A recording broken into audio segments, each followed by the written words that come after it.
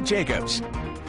The Milwaukee Archdiocese released thousands of documents detailing priests' sex abuse yesterday. And we wanted to know why release that now. Our Charles Benson had a one-on-one interview with Archbishop Jerome Listecki just a couple of hours ago. Charles, thanks a lot for coming in. We had a lot to talk about. The bankruptcy court pretty much forced the Archbishop's hand in releasing these documents. The court was leaning toward unsealing the secret files, but in the end, the Archdiocese was able to control the release and try to write the narrative.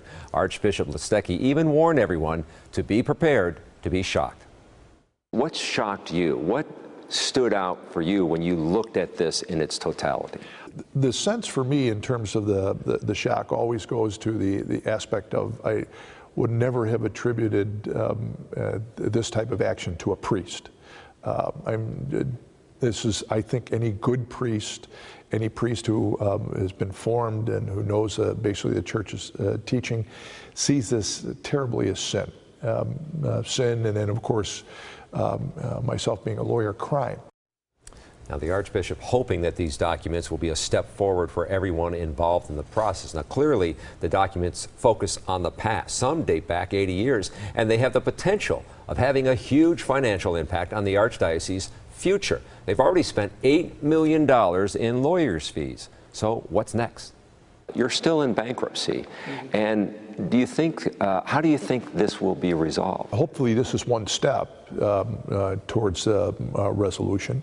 And this is a step which I find at least welcoming in the sense that both the claimant's attorneys and our attorneys agreed on basically how we could go forward. So they were able to agree on this, but Mike and Carol, there's still a lot left to be done here. No one really knows where the end game will be here because they're still in bankruptcy court. What about this $57 million? SNAP has basically said former Archbishop Timothy Dolan essentially tried to hide this money, or at least put it in a trust fund to protect it from the creditors, the abuse victims who are going to try and get damages. Right, and the bankruptcy court will have to make the final call on that. But the Archbishop Listecki, who is also a lawyer, believes that Archbishop Dolan at the time was doing due diligence. He did the right thing. This is money. I mean, people have to understand this is money that someone else already put in to protect their grandmother or grandparents or sibling, their cemetery money. They believe that money belongs in the cemetery fund and not available for any other use. But it's a huge pot of money. Right. So a lot of people are talking about it. And it sounds like Archbishop Listecki believes that this is sort of like a way to purge the church and really start over and to really restore faith. You know, in the last 24 hours, that seems to be the narrative, that this is not your grandfather's church anymore. From the standpoint of the past is the past, and they believe that they have done enough things now that the future,